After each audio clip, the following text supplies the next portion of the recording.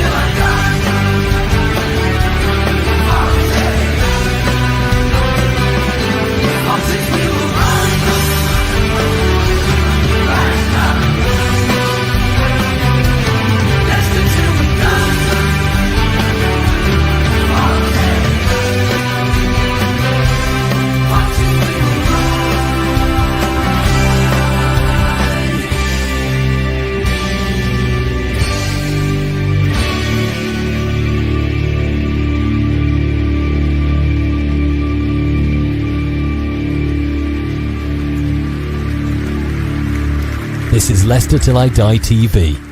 Watch and subscribe on YouTube and listen on your podcast platform. Good evening, everybody. How the devil are we? And also, depending where you are in the world, good afternoon, good morning, good night, good day, goodbye. Welcome along. Proper Footy's back. Is it tonight we play? England might even be playing. Who knows? I mean, I'd forgotten I didn't even know we were playing Wales. And then when I turned on, it was a friendly. Well, I mean, what the fuck's that? I thought we'd got rid of friendlies. I thought we'd got these Nation League games now. Does anybody really care? It was interesting to see on Sky News the other day, they were talking that FIFA want to try and make qualification games more exciting. I mean, Thomas Tuchel mentioned it about England fans not getting excited. Well, A, give us something to get excited about, and B, make the games more exciting. You know, when England play teams like Latvia, Albania, Outer Mongolia, the Caicos Islands or whatever they are, we're never going to get excited by that, are we? Really, really not.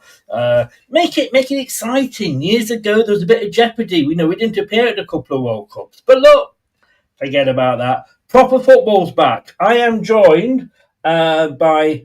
Well, I'd like to say three experts. They couldn't make it, but I'm joined by David Dickinson. He'll be coming in. We're joined by, has she joined us or is she still in the makeup room? And as Craig called him, Half a Story Dave. Love that name. That is going to stick. Welcome along. I tell you what, let's talk Leicester.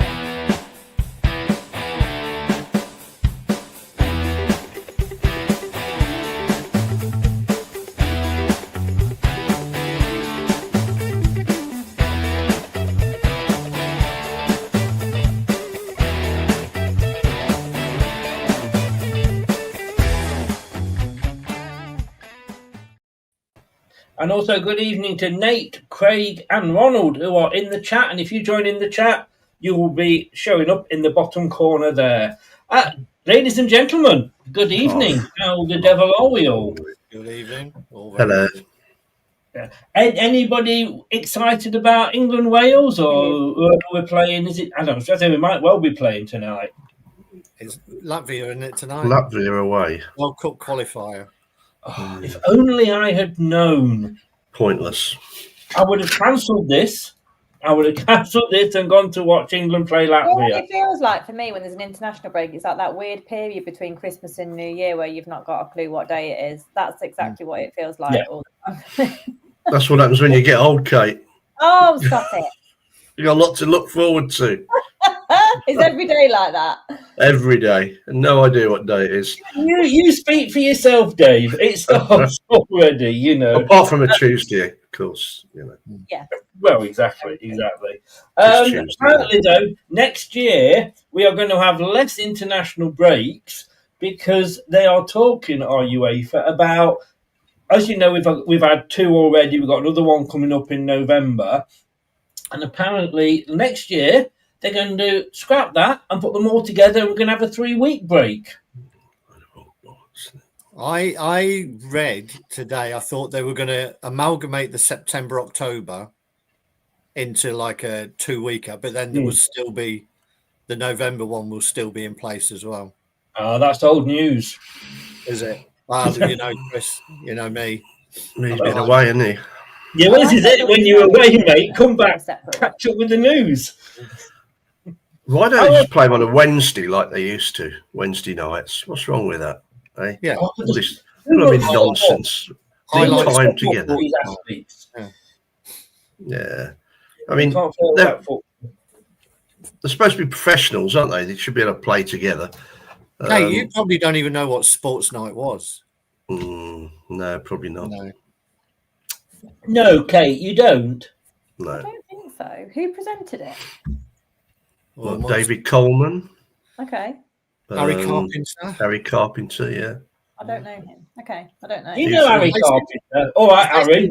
When there wasn't wall-to-wall Oh, yeah, all right. sport, yeah, it was like a midweek roundup of sport. Yeah. Well, Sports Night. She'll tell us next you won't have heard of Grandstand or World of Sport. And I've heard of them, yeah. Oh. Sports Night. Sunday soccer. Chris, you were very good friends with Frank Boff, weren't you? Used to share many, many things, you know. I understand. Yeah. Yes. Sorry about that. Boffbo Bow. Yes. Anyway, it's good to have football back. We've got Portsmouth back this weekend. I have to say that it's going to be quite a poignant match because and football has a habit of doing this. Our first game back, Craig, and it's Leicester hosting Portsmouth. It's the evening game on Saturday, so I feel sorry for the Portsmouth fans. I know what that journey's like. And, of course, Milan Mandrić passed away 10 days ago, and he was owner of both clubs. Controversial figure. Not a lot of people, well, some people weren't keen on him, but he didn't get it right all the time, but he saved us, didn't he? He did. He was like, I guess, one of the first sort of high-profile owners, wasn't he? Who tried to come in, turn over a club, make a profit, and then move on to the next one. But he was at the start of a lot of success for us, and so I'm sure it'll be very well respected by the Leicester fans as well as the Portsmouth fans. And he then sort of passed us on to the best ownership that we've had. Indeed, which is always that's always a risk. But Dave, he was a businessman, so his job, you know, his main point in buying any club was to buy it really cheap and sell it on as a profit. But as far as I can remember, every club that he owned, he always left in a better position than when he bought them. Well, Portsmouth and Leicester, you couldn't make it worse at the time. I mean, we were bankrupt. We were going nowhere. And we were desperate for somebody to come in and save us. And I think Pompey were the same when he did that. Oh, yeah. And Sheffield Wednesday. Well, they still are, aren't they, unfortunately? Yeah. But I mean, he was a saviour. There's no doubt about it. And it was good times. It was good times. I remember the time we actually came out of, not liquidation, what was it called? Administration. Yeah. And I think that was, ironically, I think Millwall at home, wasn't it? And old Claridge was playing for Millwall. Scored the first goal. But that was the night to celebrate because we were again back, you know, where we could buy players or actually move forward. Of course, we got promoted that year. We bought quite a few, and we went through a few managers as well, Kate. Yes, we did. Yeah, we went through a few managers. They were quite turbulent seasons when you look back, but you don't, as time goes past, it fades a bit really. But yeah, it was a really uncertain time for Leicester during that period because it was one thing saving us financially and from the brink and the consortium and everything that went with that. And then it was another thing of actually getting something together football-wise, which we obviously managed to do. But yeah, it wasn't without tears. And yeah, it was, like I say, it's quite a turbulent period for us, to be honest. I mean, Craig took us down to the third tier for the only time in our history. We had Ian Holloway at the time, and to be honest with you, I mean, I don't think he's a bad manager. He was very entertaining as a manager, and I met him, and as all managers are, they're very nice, you know, when you actually meet them, and if they're not managing your club. And he eventually obviously took Blackpool to the Premier League, so I don't think he was that bad. I think with that, it was just a case of right manager, possibly wrong time. Yeah, I think Holloway and, managers similar to him, I wouldn't necessarily put him alongside the likes of Pulis and Warnock and that, but of a similar ilk. They depend on the players they've got and the players having to buy into what he wants, and he probably just didn't have the right blend of players or long enough to mould them into a team that he wanted, to be honest. And I know he looks back on it. He's spoken a couple of occasions, Holloway, saying that it was his biggest failure and also his biggest disappointment that he's got that on his record. But as you say, I think maybe just the wrong time or the wrong bunch of players that kind of didn't respond to him. And Dave, I mean, Martin Allen, one of those other managers that he brought in, wasn't with us long. The rumours are that he was more bothered about having blue and white flowers outside the King Power than he was about the players he had. Yeah, and it's all. Yeah. Sorry. No. There's also, oh my God, I've forgotten his name. Who walked out on us to go to Bolton? Oh, Ginger. Gary Megson. Gary Megson, yes. I mean, it's just that he was a businessman. He didn't tie him down to a contract, did he?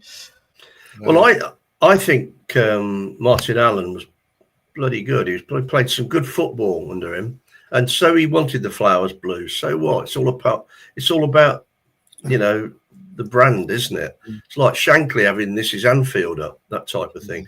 Well, I thought we were playing really well, and I think we won about 3-1 at home his last game, and that was it. So disappointed. As for the other geezer, well, if you got two strikers and don't play them when we need goals, then what do you do about it? He was unlucky as well. We were never happy with the managers, were we? Well, he was picking the wrong teams. Everybody, you got strikers that are in form and not playing, and and I just didn't get it at all. Plus, the fact we had a fat goalkeeper who was knocking on a bit, which didn't help. Very. I think you've upset gingers. You've upset overweight people. Have you got a tick list there, Dave, that you're going down? I mean, I'm a bit worried about where this is going tonight. Don't worry about it. Very quickly moving on to Kate. Of course, it was under Mandrich's watch that we had that game cancelled against Nottingham Forest, and we replayed them. And Leicester gave, again, this was when because Alan was in charge for the first game, Megson for the second. And of course, we let them go 1-0 up because they were leading 1-0 at the time. Interesting to say, whether they will still do it on the day or not, I don't know.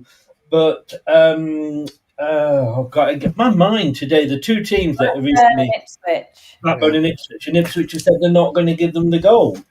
Good for them. Yeah, good for them. I mean, It was a very, very different circumstance. The reason our game was rescheduled was because a poor chap, Clive Clark, had a heart attack at half time, and I was at both games actually, and it was very worrying. And you clearly knew something was amiss, and the rumours started circulating quite quickly at half time. So, it's a bit of a different reason this time around. It's basically because it rained a bit and they didn't have the pitch drainage properly. So. It'll be interesting to see what happens. But if they're not giving it, then fair play to them. Just it's been rescheduled as a chat. Oh, yeah, exactly. Or not. Anyway, at the end of the day, it's not to do with us, is it? But come on, that's all I'm saying. Craig, Dave, and Kate, we are going to get onto tonight's subject, which. Can I just say, the Lost Children apparently was the Netflix series, which is why it's there. And I want to talk about the youngsters today. This was a season, Craig, when all these youngsters were going to break through. We did a show, I think it was last season, is Seagrave a white elephant? And you were saying, well, no, it's going to take time for these players to come through. And this was the season, for me anyway, that I was looking and thinking, well, look, if we get a transfer embargo, great, because we'll have to play all these players.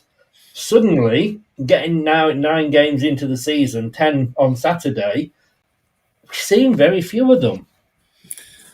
I think it's the reality of competitive football when you want to be competing at the top end of the table. You know, everybody pre-season is like, yeah, we should, you know, if it means we're mid-table or whatever, but we should play the youngsters, blah, blah, blah. The reality is that if you put them in and they don't perform quickly, they're going to be taken back out again because you're in a results business. And that is the reality of fans. You know, we could have had, you know, 5 or 6 of our youth team in there and getting walloped 3 or 4-0. You've got to say, does that do them any good? Or is it better to have a team that's got a strong start, a few points on the board, and then you can start to ease them back in again? You know, you put a few in, didn't really, you know, take their opportunity out, I think it's fair to say. So I think we'll see them again over the course of the season, but I think it's important to, particularly as we don't know if there's a points deduction hanging over us, I think it's really important to make sure we got points on the board and have a stronger start and then build them, give them opportunities as the season goes. I think it would have been really tough to continue playing them and not get points on the board. There's a lot to do in the squad, though, Dave. I've got 1, 2, 3, 4, 5, 6, 7 that we'll talk about that are all in the squad. If you're not going to use them and they're in the squad, and you know you get away with we can have slightly more because they don't count if they're under 21, and then you've got Marty coming out saying, "I only want a small squad, and I believe in youth." We've heard that so many times, haven't we? We believe in youth. Yeah. But they're not getting the chance. And I thought this was going to be the manager that actually delivered on that statement. Well, yeah, I thought that, but thinking about it, and I agree with what Craig says, it's not so much points on the board. I think if you play these kids from the start and they screw up, there's nowhere for them to go. If you play the senior professionals from the start and they screw up, then you got options. And you can kind of justify it more if people aren't performing. If they perform from the start, then we'll be 4th in the table. But I think to put the youngsters in, you've got to bring them in slowly. That's the point. Get them used to it all. I mean, we've been so lucky most of the time that they've fitted in pretty well. But there's a lot that haven't played a game, I don't think, or had any minutes at all. Who were probably mostly on loan last season to the Championship. So they should, or at least League One. So they should have experience of that. But yeah, I think he took a gamble and said, right, well, if we played 6 or 7 and not won many, then I'll start giving them a go.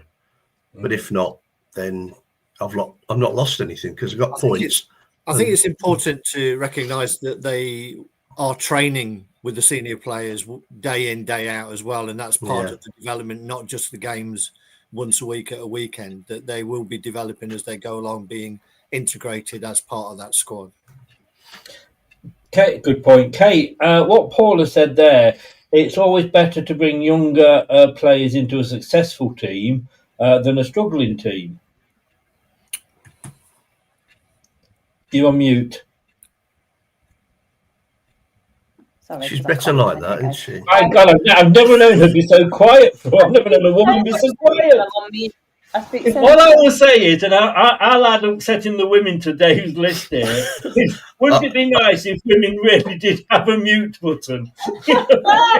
I think she was... You're not in the parts, you're not washed the car. Mute. My brother used to say that to me growing up, like it's a pity I've not got a mute button. Yeah, I thought she made a good point. I've made a really good point. The best one ever. But yes, I agree with Paul. I think it is good to bring young players into a successful team. And I think sometimes I think of the example of Luke Thomas, like he was called upon by Brendan because we were in the shit, really. Yeah. We were really, really struggling. It was almost like a skeletal back four that we had at one point with the likes of Daniel and Marti in there as well. And like it was car crash stuff. And I think Luke was thrown in at the deep end. And whilst he tread water for a while, I think it did really suffer with him, and his development was hampered a bit. I do think his confidence was shattered. But he just got thrown at the deep end and he ended up drowning a little bit, I think. So it is something to bear in mind. But similarly, we've not exactly got an old team. I mean, we've got Fatawu who's 19, 20. We've got Monga coming through. Ramsey's really young. JJ's 2021. Jakob's 23. So we do have some youth in there. I think Thomas is only 24, 25 still. But you've just got to put them in when they're ready. And I feel like a lot of people are hanging their hat on this particular sentence that Marti has said. And I just think it's unwarranted, really, because he is giving the youth a chance. He's put Page in, and Page, I thought, struggled a little bit. He looked okay, and I think he'll come on, but he's clearly not physical enough and ready yet. So why would you put him in again to have a terrible performance where he just feels out of his depth? So I trust Marti to time it right, but it's good to see that we've got a lot in the actual wider squad now. That is really encouraging, but they're still really young kids. Yeah. I mean, Craig, again, just moving on to Paul's point, as the season go on, opportunities will open up for the younger players. I mean, it is a long season, as we always say, isn't it? Yeah, I think they'll get opportunities. Again, I say that you never know what's going to happen in January. January could be that we lose some players and those youngsters are given opportunities. It could be that we strengthen the squad and the younger players get pushed a little bit further down. It could go one of two ways, but I think it's easier to integrate them when your team's playing well. That's what would be nice is for us to get to a point that Marti's spoken about 2 or 3 times in recent weeks of being 2-3 goals up in a game to then be able to put these youngsters in. And I think that's part of the importance of not obviously, you run the risk of throwing points away when you only got a 1-goal lead, but he's constantly going on about that he wants his team to look for the second, the third and the fourth. And the other, the bonus of that is it then gives you the opportunity to give these players 20 minutes and see what they can do. But I think it's easier to put them in to a team that's doing well. But you've also got to have the right characters around them to nurture them and for them to be playing well and to bring them on. The likes of Ricardo, you could imagine on the pitch would be talking to. I know when Page gave the ball away a couple of times, there was players coming over to him and encouraging him. And that's what you want from your senior professionals as well. So the whole blend has to be right. I'm worried, David, a little bit, and I'm being very extreme here. And obviously, I play devil's advocate a lot. My concern would be is, are we turning Seagrave not necessarily into a white elephant, but into an Asda? Are we producing all these young players and then a bit like, say Chelsea, we then just sort of make money on them by selling them out? I think, I don't know, at the time we all thought it was a wonderful thing, didn't we? But then we were in the Premier League and we're looking to stick another 10,000 on the gate. That seems to have gone by the by, I think. And it does seem a very expensive luxury as a training ground. But, it's still going to be there in 5-10 years' time when we're back in the Premier League. And we will have 40,000 people turning up. So it's for the future. I think, the kids we're developing are brilliant. Disappointing, some of them, but, brilliant, really. Just on that as well, I was, you may be surprised to know that I still go to a hairdresser. I was thinking how smart you looked, apart from the singe marks from the sun. Exactly. But he was talking about one of the guys that comes into him, whose son is in the academy, and I think he's part of the under-12s. And he said the team they've got there are absolutely fantastic. They were in a big tournament with about 50 teams from all over the world recently. The likes of Real Madrid, Barcelona, teams from South America, all in it. Our under-12s won it. The crop that are coming through, the continual conveyor. It's natural that there's a lot of wastage, and but it's good to know that even as you go further down at that level, that we're up there mixing it with the best in the world. Indeed. Yeah. Are you all right, Kate? Are you? Yeah, I'm all right. Every so often it's freezing for me at the moment. Not all the time. It's just a little bit jumpy every minute or so. That's just Dave getting excited. Oh, I thought you meant cold.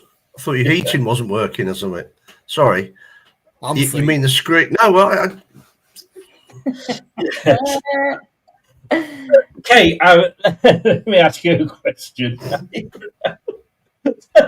There is nobody. Honestly, Dave should have an internal sat-nav fitted to keep him on the straight and narrow. He goes off all the time. But love it. Oh, dear. I did have a question for you. I'm going to try and remember it now. Write them down. Yeah. I wasn't sort of disappointed when we got knocked out of the Fizzy Pop Cup, but obviously that would have been one of the main areas where they could have got regular games. Are you talking to me or Dave? Yes. It's your turn, Kate. Yeah. Oh, okay, sorry. Finally. I thought Craig spoke before. It's cold there. It's very cold. I felt a bit indifferent when we got knocked out of the cup, but similarly, it is a really good opportunity for you to try not only different players but also different tactics and formations and stuff. So it was disappointing that we fell at the first hurdle with that, because obviously we saw Nelson in that team, which didn't cover himself in glory, but he's obviously made him think that he's not worth a punt for the league start just yet, or even getting any minutes in the league. And that's quite frustrating. I think if we'd had another round of the cup, we would have probably seen him. So, you've lost like your free hits when you go out of a cup like that quite early. Oh, you have. Chapster and Paul both mention, Craig, that AFCON's coming up, so they might get the chance in AFCON. I mean, I'm not sure how many we're going to lose exactly, but we usually lose 3 or 4, don't we? I was told earlier that Ghana haven't qualified. So I think the only one that we run the risk of losing is Dhaka. Right. What about Fatawu? Yeah, he's Ghana. Oh, is he Ghana as well? I know they qualified for the World Cup, haven't they? Yeah. But I think they're in with it, but I don't think they're in. I don't think they made it to AFCON. So that's Ayew and Fatawu will still be here. But Dhaka might not be. Yeah. Anyway, that's I thought he played all right the other week. He did. Chris is just representing. No, I stood up for Dhaka, if you remember, the other week. And talking about standing up for players.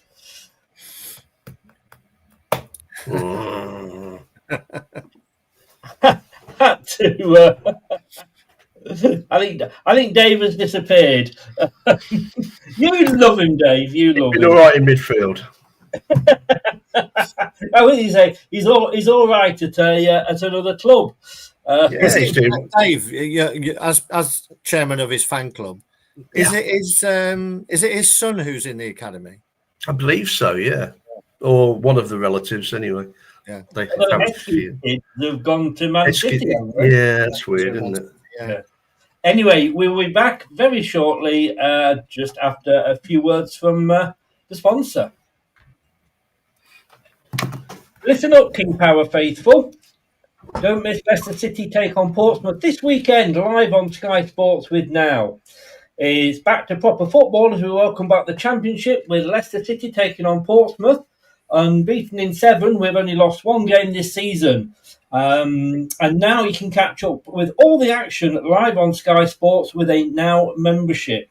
Don't miss a moment. You can stream on Sky Sports on Now flexibly, like Leicester City versus Portsmouth this weekend. Search nowtv.com.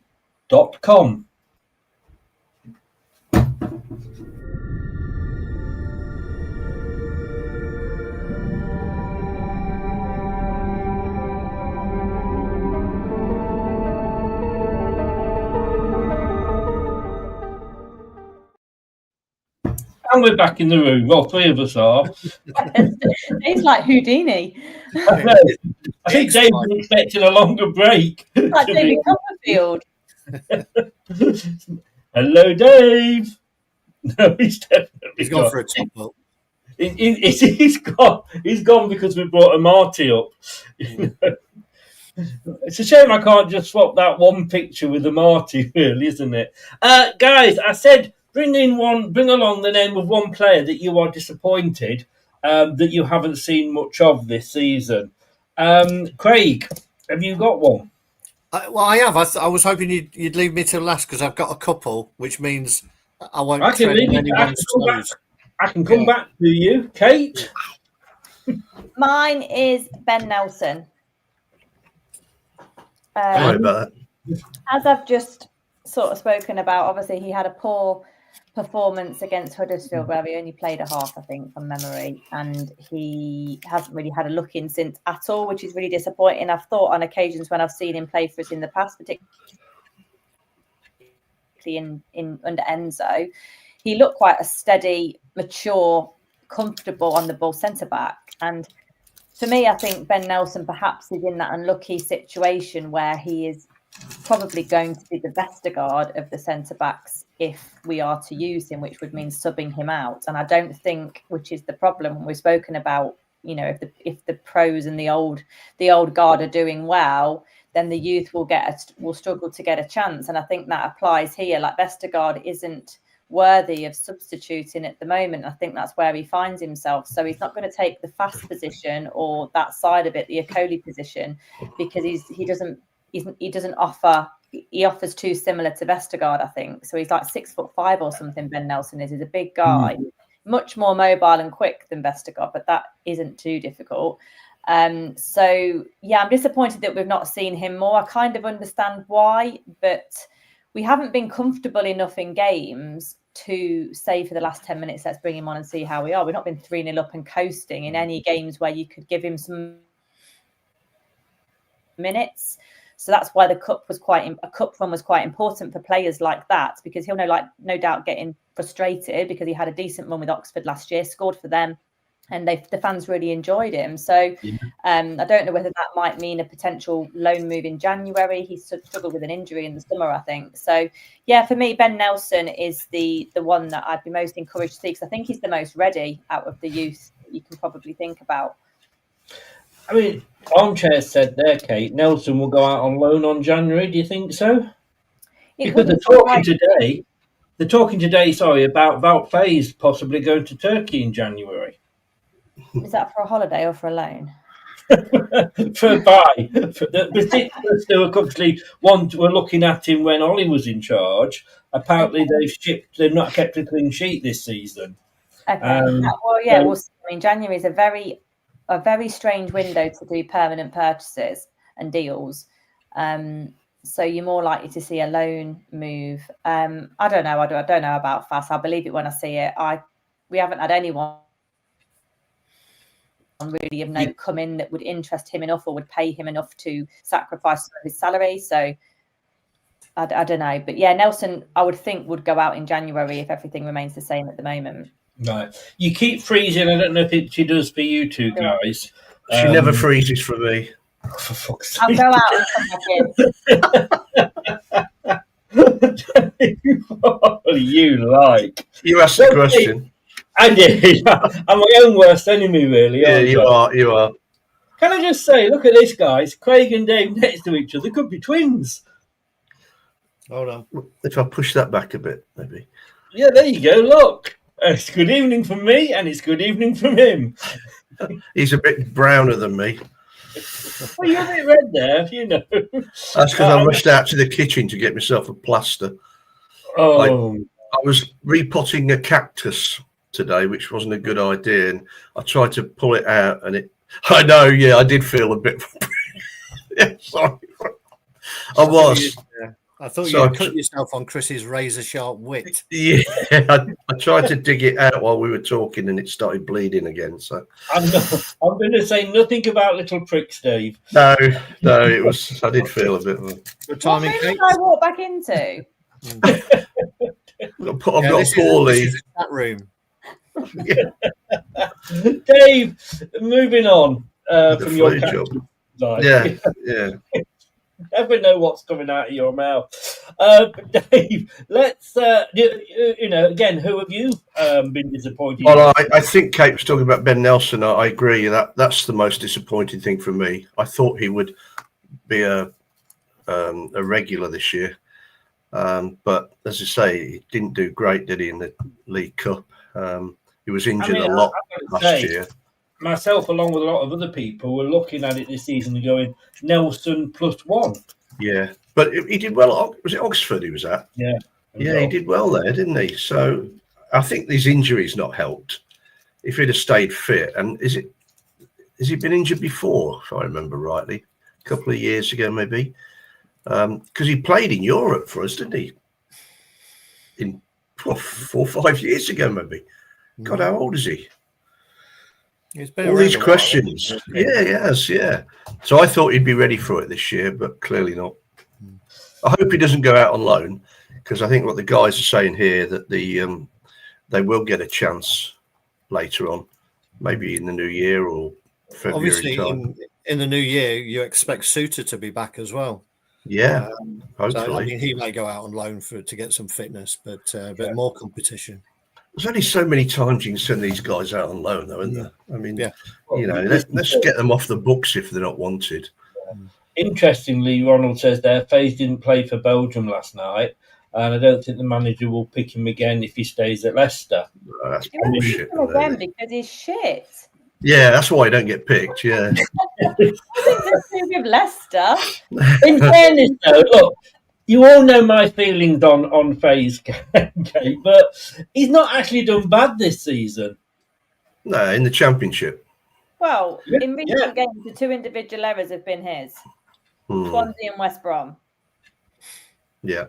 I would not argue with that, but he brings something to the team. Like you say, he's got the pace that Vestergaard has. Anyway, we're talking youth today, so He's another of Marti. He's better in midfield, really, going forward, and he could afford to make mistakes in midfield, although not everybody does. What I said about Nelson when I was freezing a lot, that basically he would play the Vestergaard in the centre back, and Vestergaard hasn't done enough to warrant a substitution, basically, is what I was kind of saying. So that's why Nelson's been a bit stuck, I think. Has he been on the bench all the time? No, He's not. No. Bench, but Craig, you've come up with 2 that you said, or a couple. Hopefully, one of those isn't Nelson. Well, no, I thought one of the others would pick Nelson. I thought another one may pick Page, but then Page has had a bit of a chance. I think aside from the mysterious Michael Golding, who I thought we might see a little bit off this season, Jake Evans, I would have liked to have seen a little bit more. I can understand why not, because depending on where he's playing, he's up against Monga, Mavididi, or Abdul, or through the middle. It's probably where he'd get his better shot. But then we bought the new guy. But it's interesting to see. He had a really good season last season. He's done pretty well so far. I think 3 and 5 for the under-21s again. So he's continuing to score goals. He looked like the most natural goal scorer that we'd got out of the youth. So I thought, again, with the cup, it would have been ideal for him to get more minutes. And a team that's, as we get more confident and we start creating more chances, it'd be nice for a natural goal scorer to have an opportunity. So I'm a little bit disappointed that he's not been seen virtually at all. Well, let me ask you about Jake Evans, because we've been starting with Ayew, and he's not an out and out striker. So we've been starting with Daka, who, he's looking better, but we still need him to score goals because that's what his role does. When Daka comes off, we're bringing Carranza on, who's, to be honest with you, I feel like he's in Acho number 2 because he's coming on for 5 minutes here and 10 minutes there, and we're never going to see what he's capable of. I mean, would you a couple of times maybe, Craig, bring on Evans instead of Carranza? I think it wouldn't be a bad idea, because I think with Carranza, you've got to alter the way you're going to play a little bit more. He's a bit more of a taller, physical player who I think you'll see the best of if you're putting the ball in the box quick. His movement looks decent, but we're last couple of seasons we've been terrible for not putting the ball in quick enough. So I think Jake Evans is probably closer to what you'd get from Daka in terms of a smaller guy who's going to hassle and harry defenders, particularly in the last sort of 15, 20 minutes of a game. But hopefully get on the end of some things. And I just think because he was the one where you thought he might go out on loan, if he was either going to be included or he was going to go out on loan, and it kind of neither's happened, and he's in danger of a little bit of just sort of stalling a little bit. He is still young, I think he's 17, so so he's got time. But again, it may be that January comes and he's another loan. But I think January is going to be interesting from a loan perspective. You've got teams who are going to be looking for players to either save themselves from relegation or push on for promotion, and that's part of players' developments. We've seen it with enough others. Dewsbury Hall, Barnes, both really benefited from those kind of things, and you learn whether they're up to it or not. Because we've seen it from a couple who've had multiple loan signings who haven't really come back and kicked on. So it is valuable in their progression one way or another.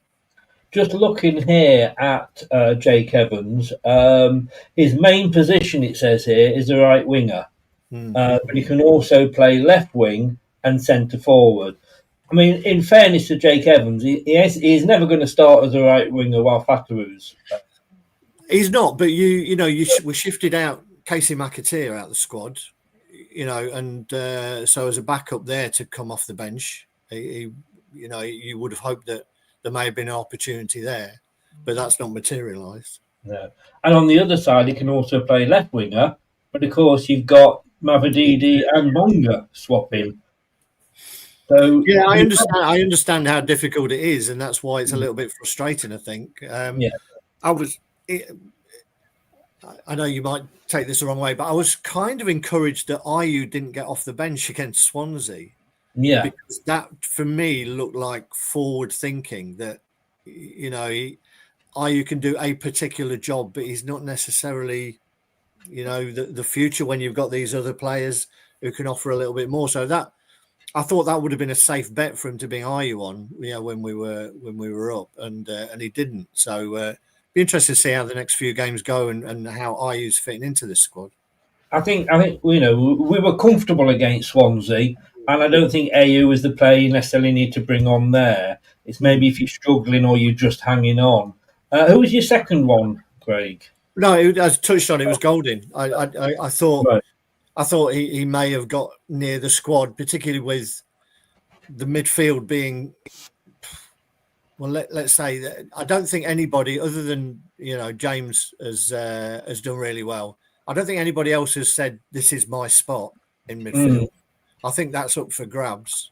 And again, he's playing every game in the under-21s. At some point, you would think, there's either a player there or there's not. And he's a bit older now. He's 19, I think. So again, nearly past it, isn't he? Yeah. But it's at that age where you are either going out on loan. 19 seems to be kind of old for the under-21s. Yeah, I know it sounds stupid, but in terms of the quality that we've got, we're pushing them ahead of themselves in terms of age groups. Sorry, Kate. Sorry, Craig. Have you got say what you want to say? I was just going to say, it's at that point of his development now. Is the under-21s giving him the development he needs, or is he going to be a lone player as well? Because obviously last year I think he picked up an injury, but he's not. We've barely seen him, have we? He's the he's the mystery man, isn't he? I'm old enough to remember the Sun and the Mirror. If you go down to Clacton this weekend and you see the guy in the Sun, tap him on the shoulder and say, I claim my £5. One of those. He's the Odsonne Edouard of the youth team. He has. And Kate's gone again. They got fed up with waiting. But it's true, though, with Michael Golding, Dave. I mean, hang on, she's back. She's back from outer space. There she is. Right. Welcome back. You'll start shaking it all about in a minute. You're in and out. Let's just shake it about. Kate, I wanted to ask you about, before you went, so now you're back, Michael Golding. I mean, conspiracy theorists amongst us, including me, think that was just done as part of the Kieran Dewsbury Hall to Chelsea, which was just done because they wanted Enzo and we had a 10 million get-out clause. Kieran Dewsbury Hall never became a regular player in the league for Chelsea. He was there one season, which they paid nothing for, because they signed him on a 6-year contract, which was $5 million a year, and we gave them $5 million for Golding. Yeah, I mean, you'll never convince me otherwise that Golding was just a pawn in that game, really. And it's really sad that that's what football has come to. It's a completely separate topic, but banging on Leicester's door about some late accounts or overspending or whatever. Chelsea actually physically every year do this with so many young players, and it can be really damaging for their career. They go in with good intentions and hoping to break through to the first team or do whatever they need to do, and then they're just used as a financial pawn, and it's really, really sad. And there should be put a stop to it, really. But yeah, with Michael Golding, I think we're just going to have to. He's obviously not a bad player at all. He's got something about him that Chelsea were interested in. So we've just got to see what happens. But it's another one of those that if he's not going to break through to the first team, then just try and sell him. There's no point continuing to pay wages if you're never going to really use them. Talking of youth players being used and as make weights in deals and money moving, there's an interesting article on The Athletic that's written by Tony Bloom, the Brighton owner. Oh, yeah. It's really interesting if you get a chance to read that, about obviously the way they've gone about their business. And he touches on the fact about youth players being sold. And he's saying that a lot of the information that's out there, he used a word that I had to look up. It was called fallacious. And apparently it means yeah, leave it. Fallacious. Dave's gone. I've not said a word. I've kept my cool. God's sake. Apparently it means like a truth based on a misconception about how. Yes, we all knew that. Yeah, about these about transfers of young players and whether they count against the accounts and this and the other. But the whole article is really interesting if you get a chance to have a look at that. Well, we'll do now. Talking to fallacious, Dave. Yes, darling. I mean, Wanya Marcel again. He's popped up for a few minutes here and there. Yeah. Again, I'm just worried that all these youngsters we are going to be sending out on loan, and then we're going to get an injury. He's not young anymore, is he? I mean, he must be mid-20s. He's been around quite a bit. I mean, he was in Holland was it last year when we bought him, or the year before? And then he went out on loan last year, got injured. Yeah. Who's that? Marcel. Wanya. Oh, yeah. He must be. I would It's got to be mid 22, 23, maybe. Yeah, maybe. I mean, it's interesting heading back to Jake Evans, that Silko Thomas seems to have nudged ahead of him as well. Yeah. Who came off the bench against Swansea. I mean, Jake Evans, talking about him, he's got over a 50% goal ratio, hasn't he, per game? He scores everywhere he goes. So, exactly. Yeah. If we don't give him a chance. Marcel is 22. Is he? Is that all? Pensioner. I thought he was older than that for some reason. Everyone seems older than that, Dave. Yeah, good point. Are you sure, Kate? I reckon he'll be 24 next week. Next week?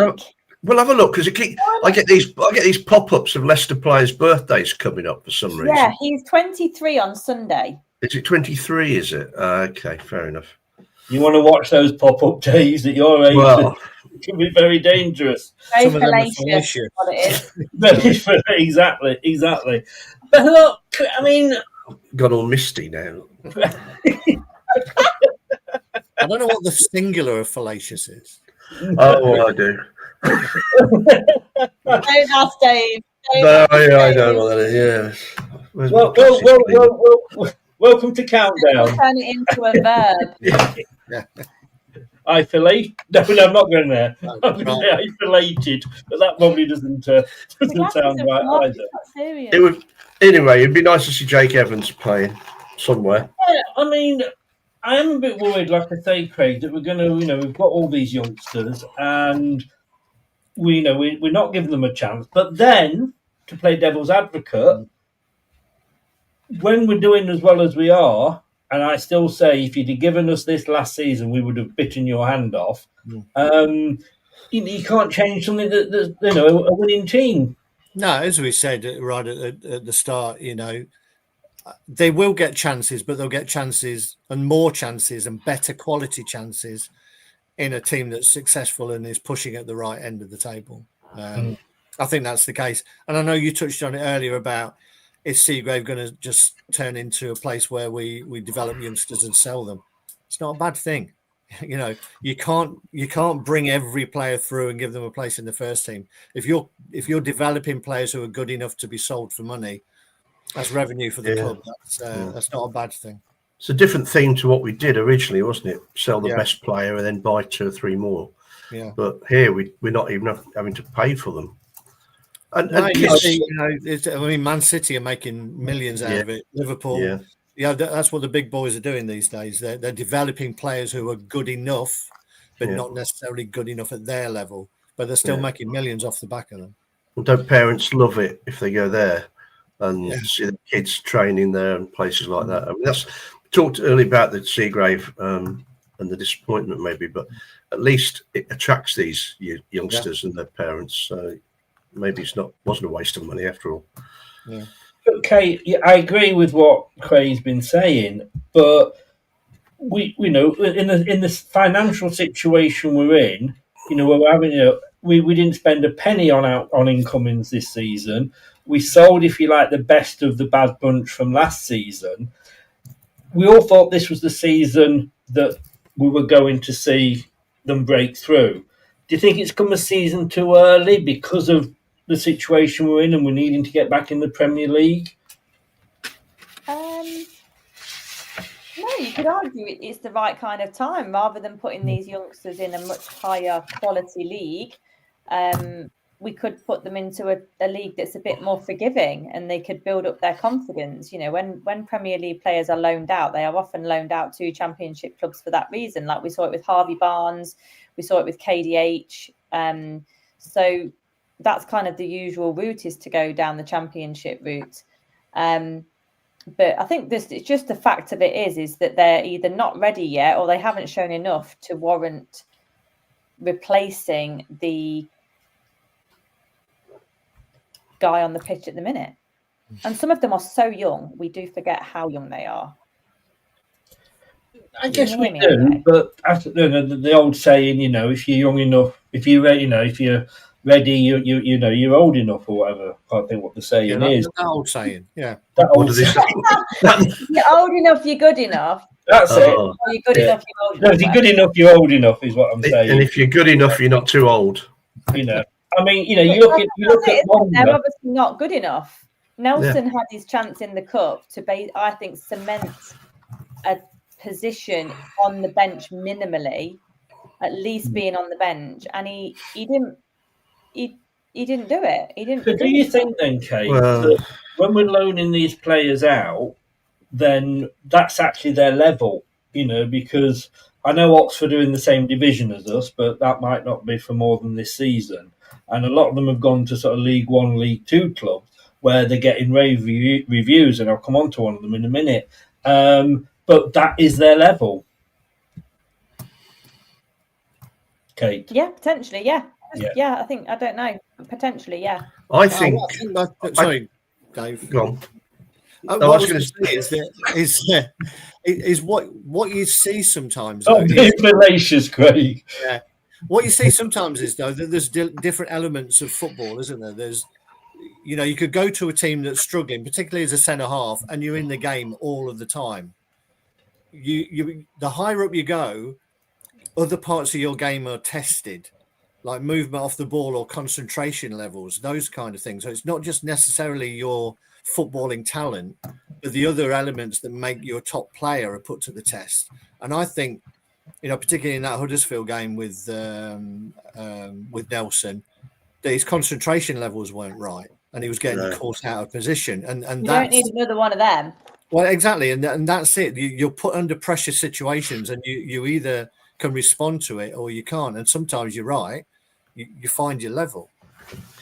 But I think also you say they've been given a chance. I doubt if those 5 or 6 you've mentioned have had more than half a dozen appearances together. In total, that's not really a chance, is it? And Nelson, he had a nightmare. Everybody has a nightmare. He was just unlucky that it was that time. I mean, they didn't want Cilla Black to start with. She had a nightmare at the Coven. I love that comparison. So I knew where that was going. Similarly, like when you think about the front 4, for example, we've got Carranza that we're going to push with ahead of probably a youngster because he's only on loan. You've got Fatawu, who is youth. You've got JJ, who is youth. You've got Ramsey, who is youth, and you've got Monga, who is what people want to see. And then you go into the middle. You've got Winks, who you're just not going to replace Winks, are you? No. You've got Ricky P. You're not really going to replace him unless he's injured. The only real positions up for grabs are quite few and far between. You've got the 2 centre backs, the left back, and Samari. that's about it, isn't it? Is the right back not up for grabs, Kate? And I'm going to say that because he's not fit. No, if Ricky's fit, as you know, he's got to start for me. But he can't play. I don't think he can do a 46-game season, especially when we're coming up to sort of 2 games in a week and the busy Christmas period. And yet we're playing Hamza there, who looked okay until we actually came on to replace Ricky, and then we thought, hang on, what's he doing on the pitch? Now we've got Aluko, Aluko, who's a youngster, not getting a sniff again. Yeah, but he has been a bit more involved. I mean, he's only played like 5 minutes or something at the end, didn't he? But at least he is starting to be drip fed in. He's not being left out of the squad entirely. We are starting to see it. We are starting to see it. Remember, we've got a new manager as well. This manager has seen very little of everyone because he's only 9 games in. So there's just a lot going on. Hopefully this. I mean, we slag off the international breaks, but this international break may have got him to see more of the youth if they've managed, if they've stayed around and they've not gone and on international break themselves. Yeah. There's one loanee. I mean, there's a few loanees that we could talk about, but one I particularly want to talk about, and that, Craig, is Sammy Braybrook. Yeah.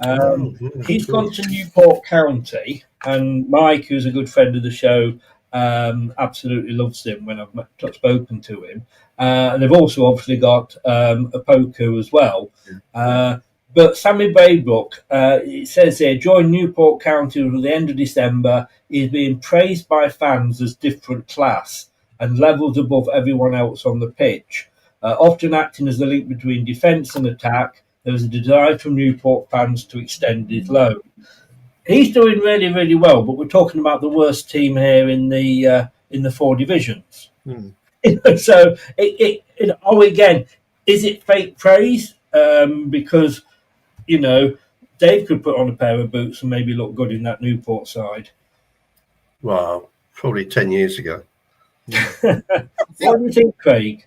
I think Braybrook's a really weird one. He's a bit Michael Golding, is it? Because he was the one that everybody thought was going to be the guy who made the breakthrough. Went out on a couple of loans, didn't really set the world alight. And he's never had, as Dave was touching on, minutes on the pitch. I don't think he's really had a run of games or even a run of substitute appearances. But he was the one who was thought of so highly in terms of his being ahead of his time, in terms of his intelligence on the pitch. I hope he comes back, and I hope we get to see what he can really do. But my fear is that he's going to be in a position where he's got a taste for playing 90 minutes of football, and he wants that, so he moves on. I think he may have just been one of those that the timing's just been wrong. It did, but when you look at the position that he's going to be coming back into, we've got an abundance there. At the moment, we've got Winks, we've got Sumare, we've got Gip, and of course we've also got JJ. The latest in kind. It's like the Terminator, isn't it? JJ at our club, JJ4, the resurrection. And let's not get to number 5 because that will be the Felicius one. But I mean, if he comes back again, what are his chances? You're going to need Sumare probably if he does leave in January. Skip, we know, is going on at the end of the season. I can't see him coming back in January. I can't, but I'd like him to, and I think he's good enough to get an opportunity, because I don't think any of those players have stamped their authority on that position. I think that position is up for grabs. To be honest, I don't think anybody is saying that's me. But it'd be interesting to see what happens when now Ramsey's back and available, whether JJ gets pushed further back. Oh, I hope so, because he's better in that position, isn't he? And of course, I didn't mention everybody's favourite player. If you don't want it, throw it in the rubbish. Nice one. We don't even mention his name anymore. Dave, if you can't talk Braybrook without talking Alves, because these were the two that were the golden boys that were going to come through. They have been slightly overtaken. Will Alves out of Huddersfield Town. It says he suffered a freak foot injury and has undergone surgery, putting him out for months. Before the injury, made 4 appearances and was showing bright performances, even scoring on his League One debut. Again, are we looking at a bit of a sick note here, and are we better with him in just letting him go somewhere permanently? It's interesting that these players go out on loan and get injured. It's not, it happens too much, really. I wonder why. I have no idea. Again, he's just another list, isn't he? Nearly made it, didn't quite make it. He's another Braybrook, I suppose. We'd like them to make it in the team, but he's not. It doesn't seem like he's going to ditch Sumare or Skip, which I definitely ditch Sumare for anybody. Well, neither of them are sort of starting now, They've are done they? nothing, have they? It's Winks and James that are the two main starters. Yeah. No. But Winks is going. Is he at Christmas? I don't know. Is he? Well, again, that's the thing is, he's got his contract. But Alves, I think, is a more of the attacking version of the two, isn't he, Ken? Yeah, Yes, we haven't got that, have we? Yeah, I think he is the more attacking player of the two, and he's the more natural ball player. I think he's a little bit like Bilal, like just quite graceful on the ball. I always got that impression when I've seen him. But yeah, it's a real shame for the lad. But you've got to have hope. I mean, this is just a freak foot injury. You want him to get over it quickly. He said on his social media when he posted about it that it was just part of the season. And you just got to hope that it'll come back stronger. It's a difficult one, isn't it? Because we've seen Fatawu come back from a similar injury, and he's not looked back, has he? He looks better. He's obviously worked on himself so much of what he can do during that time he was off, and he's just one of them. And I think JJ was the same. JJ was able to come back relatively injury-free, and he still remained one of the quickest in the team.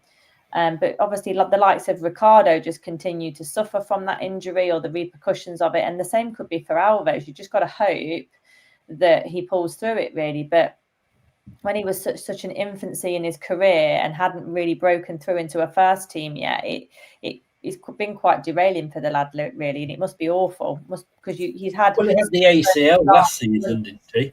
Yeah, he's had smoke blown up his arse for years, hasn't he? To be the next big thing to hit the Leicester starting 11, and just at the wrong moment, the worst thing happens. So, Kate, will you be going to see the Abdul documentary? I don't know, actually. I've not looked at it properly. I saw it advertised. Are you going to go? Yes, yeah. What is this? What is this? So they've created an hour-long documentary about Fatawu's recovery from his injury. They had the cameras following him abroad during his rehabilitation and some of the work that he's been doing abroad. And then I think it's the last week of October. There's a sort of premiere screening of it down at the stadium in the Keith Weller Lounge, where Abdul will be there in attendance doing a Q&A as well. But I know the tickets were limited to 500. So Interesting. Great. Just to round this off then, we were talking about strikers before, and you were saying about Jake Evans. Yeah. We've had a striker at the club now for 3 seasons or so, but he's never actually played for us, and that's Nathan Opoku, who spent a lot of time, again got injured on loan at Laven, but he's at Newport County with Braybrook. Thank you, Braybrook. I can't read and talk at the same time. Don't expect that of me. So he's until the end of December, the same as Braybrook. He has scored 2 goals and provided 1 assist in 5 league games. He has also played 2 EFL trophy matches, has not scored in that competition. I've got to say, I don't think we'll see him at Leicester. The thing is, you never know. Football's weird, isn't it? You know, we only need a couple of injuries, and they'll be required. You know, just to fill a space. The good thing for him is, you know, he's come back. He's come back from an injury. He's actually gone somewhere where he's going to play. You know, you see some players who go on loan and they still don't make it into the team, but he's playing. It can only do him good. You know, whether it's a long-term good for Leicester City, but we'll see. But yeah. I mean, it is that kind of game now where, you know, you have to take your opportunities when they're given. I know and we probably all agree that, you know, the opportunities these players are getting is not what we'd like. You know, we've said that with some established players that we've played, that they should have for a run of 4, 5, 6 games and be told that their position is, you know, it's their game, their position, and they're going to get those games to prove themselves. But the reality is, it isn't these days. Fans want results, managers want results, because if they don't get the results, they're going to get sacked. They're there to get results. Developing players is a nice byproduct, but at the end of it, they've got to get points on the board. Yeah. Dave, very quickly, if I'd have said to you towards the end of last season, when we knew, well, after we got, you know, relegation was confirmed, that you would be sat here this season after 9 games and 2 international breaks in 3rd position, 16 points out of 27, only lost 1, unbeaten in 7. You'd be happy, wouldn't you? Yes. The shortest answer we've ever had off Dave. Did you ever expect anything more from Dave with a question like that? I suppose it was a closed-ended question, wasn't it? I am delighted, Chris. I thought we'd be struggling to stay up. And I thought that's when these kids would be playing, and that would not be good for them. No. Kate, I mean, you've read it, or you told me. I don't know whether you did or not. The Fan's Voice this week on the BBC, and you can read it at bbc.co.uk. I read it. Versus bbc.co.uk/LCFC. It took 2 weeks in the writing because I couldn't be asked to do one last week. But it almost is like, don't get linked with a Leicester job, because if you do, you're going to end up getting the sack at wherever else you go. Yeah, I mean, I think that article was quite demonstrative of the farce of football management, to be honest. It's an absolute farce. Any other industry, or even if when you just think of your own job or your own job, like roles and people leaving and joining other jobs, like just take a step back from the world of football and the amount of money it costs to sack managers and the contracts that are in place. It's absolute ludicrousy. It's an absolute circus. And like Craig's alluded to there, with such an impatient sport now, where you're supposed to just magic up quick results, and to be honest, the speed that they expect results from, I think, is more luck than judgment now. It's just a bit of luck. But you know, the same managers going round and round. I mean, you know, Nuno now is on his 4th Premier League club. It just becomes a bit of a joke, and yeah, it just goes to show that, you know, Potter was really sought after, wasn't he? Potter was the fan favourite to sign. And he was being stalked by Top, wasn't he? Yeah. Danny Rowell, obviously people really wanted, but now, I mean, he's not the worst one, I guess, because he's out of work, and I'm sure he's been presented with opportunities. He probably just wants to take a moment. But Dyche, you know, we know what he's about, but he keeps getting poured into the mix. It's just a constant merry-go-round, and I would love to see someone take not even a punt, because all of them are punts, but someone go for somebody in League One or League Two who've done some raw football, who've really put the shift in and put the years in. And, you know, like Phil Parkinson for Wrexham is a real football guy. There's not enough of that type of manager in the Premier League, let alone the Championship. And it's becoming, just because it looks stupid. Outside looking in, it's stupid. I mean, Craig, it's not me. Craig, it is though, isn't it? I mean, when you look at these things, and you know, you're saying we all wanted Danny Rowell. Well, if he's that good, why hasn't he been snapped up? You know, and then you look at Potter, and you go in like, you know, oh, he was going to be the next England manager according to some of us, and now, you know, look where he is and look what he's done. And then you end up with Cifuentes, and we almost stumbled into him, didn't we? Yeah, I think he'd been mentioned a couple of times. Again, going back to that article that Tony Bloom wrote, I mean, if you look at it, everybody was raving about Potter, and Potter is his worth came on the back of what he did at Brighton. Yet Brighton have got better. They got De Zerbi, and now they've got the German guy from St. Pauli. So their method of looking at managers and what they want from them, again, it's a good article. But your ranking in football can go up and go down just as quick. I mean, I find it hilarious that within a couple of months, Forest could eventually go from Nuno qualifying for Europe to having Sean Dyche. I